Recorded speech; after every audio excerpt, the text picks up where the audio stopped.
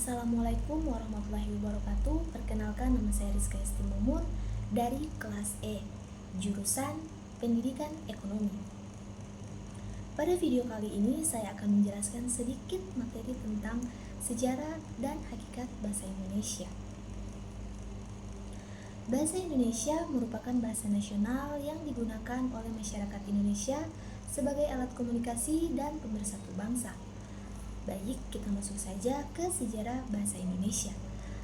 Bahasa Indonesia sendiri berasal dari bahasa Melayu yang sejak dahulu digunakan sebagai bahasa perhubungan di wilayah Nusantara.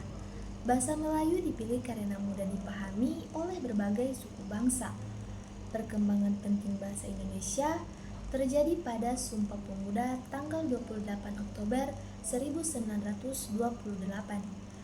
Pada saat itu, para pemuda Indonesia berikrar untuk menjunjung bahasa persatuan, yaitu bahasa Indonesia.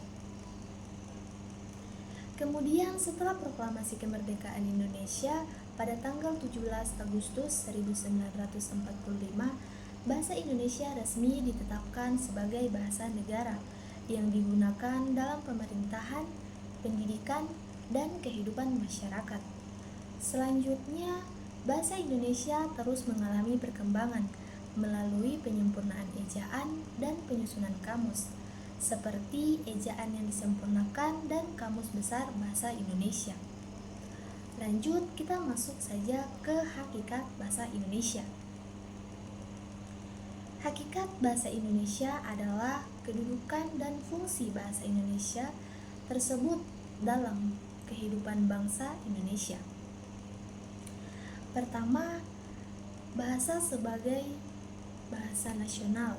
Bahasa Indonesia berfungsi sebagai lambang kebanggaan dan identitas bangsa serta sebagai alat pemersatu masyarakat Indonesia yang memiliki keberagaman suku dan budaya. Yang kedua, sebagai bahasa negara. Bahasa Indonesia digunakan dalam kegiatan resmi seperti pemerintahan, pendidikan, dan administrasi negara. Yang ketiga, bahasa sebagai ilmu. Bahasa Indonesia juga digunakan sebagai sarana untuk mengembangkan ilmu pengetahuan dan teknologi.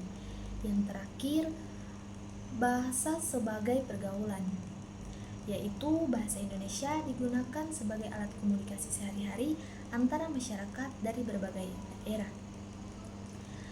Kesimpulannya, dari penjelasan tersebut dapat kita simpulkan bahwa bahasa Indonesia memiliki peran yang sangat penting dalam mempersatukan bangsa dan menjadi alat komunikasi dalam berbagai bidang kehidupan. Demikian penjelasan singkat mengenai sejarah dan hakikat bahasa Indonesia.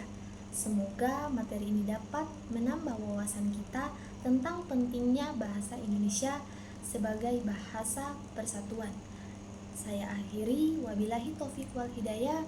Wassalamualaikum warahmatullahi wabarakatuh.